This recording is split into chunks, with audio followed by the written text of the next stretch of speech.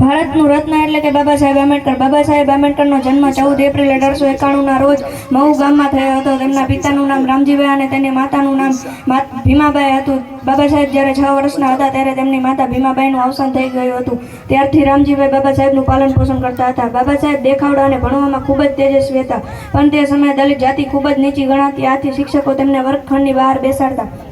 ત્યારે બાબા સાહેબના મનમાં વિચાર આવ્યો કે આ દેશમાં હજારો દલિત છે, તો તેમની પણ આ જ સ્થિતિ હશે ને. ત્યારે તેમને મનોમન નક્કી કર્યું કે હું મોટો થઈને આ ભેદભાવનો વિનાશ કરી નાખીશ. 1938માં બાબા સાહેબ પાસે કુલ 8000 પુસ્તકો હતા. તેમની મૃત્યુ સુધીમાં આ સંખ્યા વધીને કુલ 35000 થઈ ગઈ. તેઓ આખી રાત પુસ્તકોમાં ખોવાયેલા રહેતા. તેઓ પાલતુ શ્વાનને ખૂબ પ્રેમ કરતા હતા. બાબા સાહેબ ક્યારેક જાતે ભોજન બનાવતા અને લોકોને જમવા બોલાવતા.